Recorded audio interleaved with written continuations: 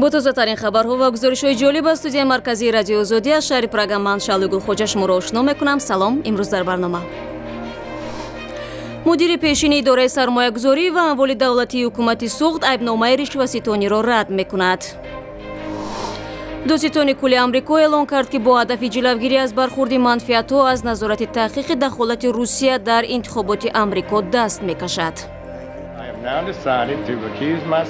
من تصمیم گرفتم که از هر گونه تحقیقات مربوط با معرکه انتخاباتی ترامپ برکنار باشم. ва қиссаи азияти кӯдакон ва ба фоҳишахона табдил додани кӯдакистон дар вилояти Сурхандарёи Узбекистон ин ҷумҳуриро такон додааст. ин наворро Кумитаи амнияти миллӣ ва камераи пинҳонӣ гирифтааст ва ин навор ҳозир дар ҳама вилоятҳо нишон дода истодан, ҳама ҷамъ карда муаллиморо. дар нисбати мудири пешини идораи сармоягузорӣ ва амволи давлатии ҳукумати суғд барои қаллобӣ ба миқдори калон парванда боз шудааст.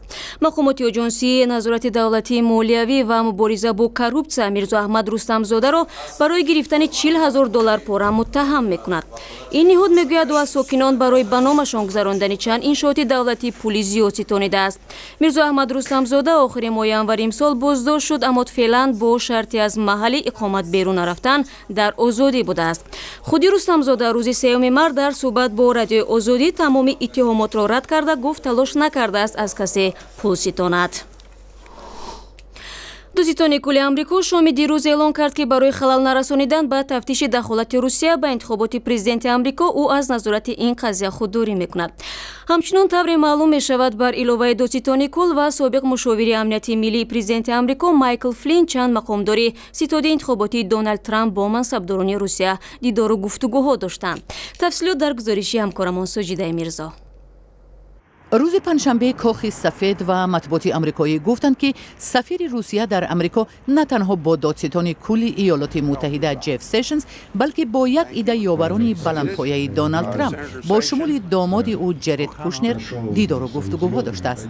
дар баробари нашри ин иттилоъ шоми 2 март додситони кулли амрико Ҷефф Сешнс гуфт аз он ҷое ки ӯ дар интихоботи президентии соли 2016 дар ситоди Доналд Трамп нақш бозидааст, барои ҷилавгирӣ аз бархурди манфиат зарур медонад аз ҳар гуна мудохила дар тафтиши даст доштани Русия дар давраи интихоботи президентӣ худдорӣ кунад. من تصمیم گرفتم که از هر گونه تحقیقات مربوط با معرکه انتخاباتی ترامپ برکنار باشم. فعلا اداره فدرالی تفتیشات FBI و کمیته‌های کنگرس روابط ستاد انتخاباتی دونالد ترامپ با روسیه را تحقیق می‌کنند. با نوشته خبرگزاری‌های آمریکایی، داماد پرزیدنت جرد کوشنر ماه دکبر بعد پیروزی دونالد ترامپ در برج ترامپ واقع در شهر نیویورک با سفیر روسیه سرگئی کیسلیاک ملاقات کرده است. با قول کاخ سفید این ملاقات به نشان احترام بود که در آن مایکل فلین نیز حضور داشت. فلین که در ماه ینور یاور امنیتی ملی پرزیدنت ایالات متحده تعیین شد، بعد کمتر از یک ماه برای دادن معلومات غلط درباره صحبت‌هایش با کیسلیاک به نایب پرزیدنت آمریکا مایکل پنس از مقامش برکنار شد. پرزیدنت آمریکا دونالد ترامپ هنگام سفر به ایالت ویرجینیا گفت که به صمیمیت سشنز باوری کامل دارد. جناب پرزیدنت، هنوز هم به سشنز باور دارید؟ کاملا. روزنامه‌های آمریکایی اطلاع می‌دهند که تابستان گذشته سابق مشاور سیاست خارجی ستاد ترامپ در دوره انتخابات پرزیدنتی آمریکا کارتر پیج هم در حاشیه انجمن حزب جمهوری‌خواه آمریکا در شهر کلیولند در بنیاد هریتیج با سفیر روس ملاقات کرده بود.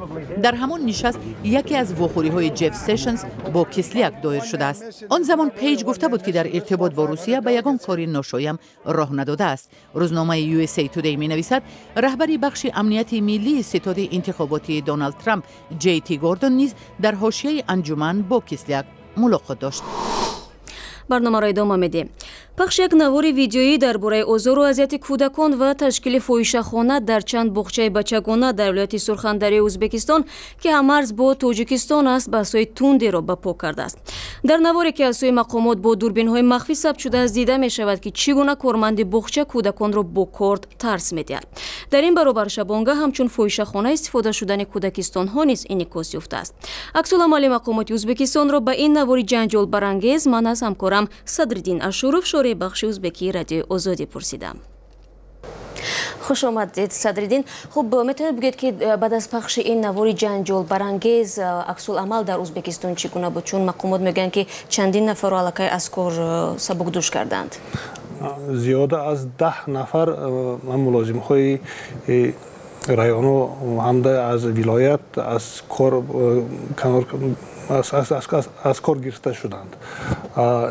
این نواری که در کودکستان بچه‌هایی که تحقیق شکنجه میشن، تحقیق ظلم میشن، این خیلی نوار حالی در ازبکستان یگان بار نشر نشده بود.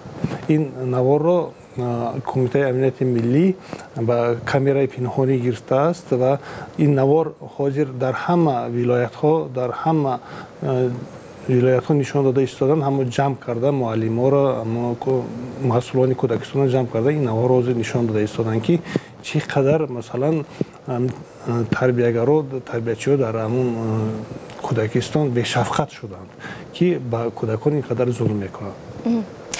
شاید در دیگر کودکستان هم سنجش میگذارانند، معین میکنند که تا کجا حالا همین روز ما فهمیدیم در ولایت سرخندریا در زیاده از 20 کودکستان حالت هایی که همین خیلی حالت های بودن اونجا فهمیدند و این را آشکار کردند. هم با یک چیزی هست که همین کودکستان رو در وقت شبانه با اصلاحات خانه با فاحشه خانه تبدیل دادن. این چیزها هم آشکار شدند.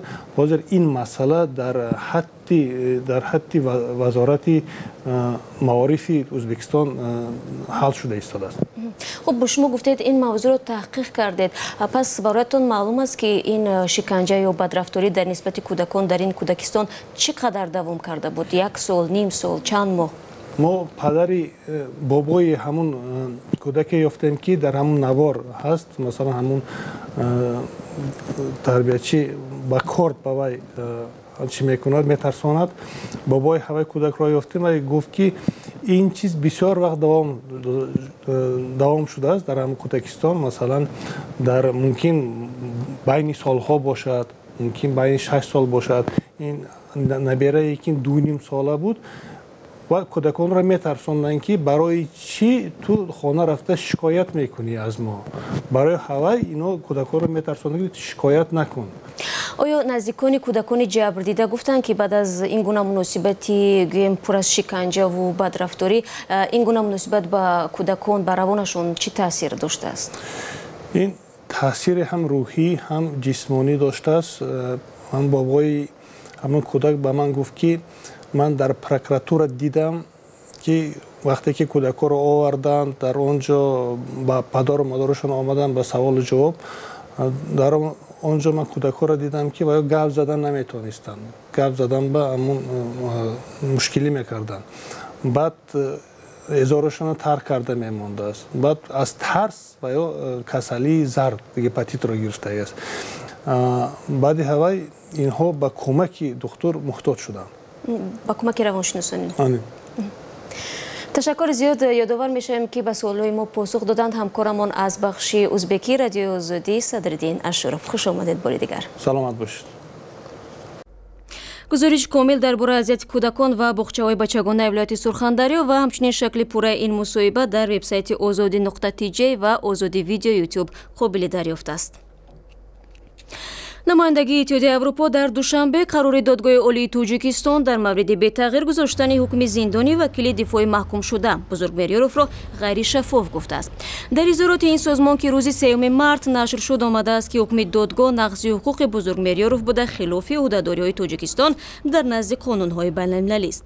ин созмон ҳамчунин ба роҳ наёфтани намояндагони иттиҳодияи аврупо барои мушоҳидаи мурофиа ишора кардааст. додгоҳи шаҳри Душанбе рӯзи 6 октябри соли гузашта вакили дифоъ Бузургмерёровро ба 23 соли зиндон маҳкум кард. худи Бузургмерёров ва наздиконаш ҳам мегӯянд ки ҳукми ӯ посух ба ташаббуси таъсиси кумитаи ҳимоят аз ҳуқуқи боздоштшудаҳои ҳизби мамнӯи наҳзати исломӣ буда дорои ангезаҳои сиёсист. мудири ширкати телеосанераи Шветсия бо ирсоли номае ба унвони се мақоми баландпояи Тоҷикистон хостааст ба мушкилоти ширкати Тисел расидагӣ кунад. Ин ширкат мегӯяд тасдиқ нашудани фурӯши саҳмияҳо ба бунёди Оғохон асои хадамоти зиддинҳисории Тоҷикистон онҳоро дар як ҳолати номуайянӣ қарор додааст, ки ба фаъолияти минбаъдаи ин ширкат ва пешбурди тарҳҳои рушди он монеа эҷод мекунад. ҳамкори мо Абдуллои Ашур дар ин бора бо Миндаугаст Абуртас, мудири ширкати Тисел дар Тоҷикистон суҳбат намуд. дар изҳороти ахири ширкати Телия гуфта мешавад, ки оҷонсии зидди инҳисории Тоҷикистон 3 моҳ боз инҷониб додуситати Тиселро бо созмони рушди иқтисодии бунёди Оқохон тасдиқ намекунад. дар чунин шароит мудирияти ширкат чӣ гуна кор мекунад? В такой ситуации, если смотреть, про сделку, акционеры, существующие акционеры, если агар ба вазъият назари куллӣ андозем, мебинем ки саҳмон ки яке 40% ва дигари 60% саҳмияҳоро дар даст дошт, тасмим гирифтанд ки кулли саҳмияҳо дар дасти як ҷониб бошад. созишнома 7 сентябр баста шуд ба шарте ки ин додуситат аз сӯи оҷонсии зидди инҳисории Тоҷикистон тасдиқ мешуд. рӯзи 14 октябр онҳо ҳамаи ҳуҷҷатҳоро ба оҷонсии зидди инҳисорӣ супориданд. ҳоло мо дар як вазъияте ҳастем, ки як нафар гӯё фурӯхт ва дигари ҳанӯз нахаридааст. ин давра барои менеҷмент хеле сахт сепарӣ мешавад, чунки ҳеҷ кас мунтазир набуд, ки дар иҷрои ин додугирифт чунин таъхир сурат мегирад. аз ин рӯ чунин нома навишта шуд. мо то ин додугирифт ҳам аз соли 2015 мунтазир будем, ки Телио аз Тоҷикистон меравад ва саҳмияҳояшро мефурӯшад. билохира саҳмдори мо созмони рушди иқтисодии Оқохон гуфт боқимонда саҳмияҳоро мехарад. мо албатта ба муштариён хадамоти худро пешкаш мекунем. ҳама барномаҳоямон фаъол аст, аммо ин номуайянӣ рушди ширкатро душвор мекунад ва ин гуна ҳолат набояд ҷой дошта бошад. Затрудняет развитие. Такая неопределенность, она в подвешенном состоянии не должна быть. кумитаи андоз мегӯяд бо ширкати Тисел ҳоло вориди як баҳси додгоҳӣ шуданд. метавонед бигӯед, ки ҳоло ин баҳс дар додгоҳ дар кадом марҳала қарор дорад? Суд пишет решение. То есть мы все... ҳоло додгоҳ ҳукми хешро менависад. мо мантиқи ин ҳамаро намефаҳмем. намедонем дар ин бозор чӣ гуна кор кунем. моро ба он муттаҳам мекунанд, ки мо гӯё андозҳоро пинҳон мекунем. аммо мо ягон даромадро дар ҷое пинҳон накардаем. мо бисьёр шаффоф кор мекунем. ҳоло кумитаи андоз ба мо ва муштариёни мисли шумо мегӯяд, ки ҳақ надоред, ки бо пардохти абонентӣ ба якдигар занг занед ва гуфтугӯ кунед. ҳарчанд розигии оҷонсии зидди инҳисорӣ вуҷуд дорад, аммо кумитаи андоз мегӯяд не ва ҳамаи дақиқаҳои гуфтугӯро дар доираи барномаи пардохти абонентӣ тарзе хоҳад ҳисоб мекунад. ба гуфтаи ин кумита, ширкат ҳақ надорад зиён бубинад. ширкат ҳақ надорад аз соли гузашта камтар андоз супорад. бинобар хулосаи ман, дар кумитаи андоз беҳтарин соҳибкорон кор мекунанд ва онҳо бояд биншинанду пул кор кунанд, то ки ҳама ризо бошад. ман ҳамчун роҳбар аз афташ ин ҳамаро намефаҳмам ва ҳамаи роҳбарони ҳамаи ширкатҳои дигари мобилӣ ҳам дар ин кишвар гӯё соҳибкорони баде ҳастанду маълумот надоранд ва намедонанд чӣ тур андоз супоранд. ин ширкати Вавилон аст, ки соли 2014 натавонист, Билайн натавонист, Мегафон натавонист, Тисел наметавонад. хулоса мо ҳама шогирдони баде ҳастем.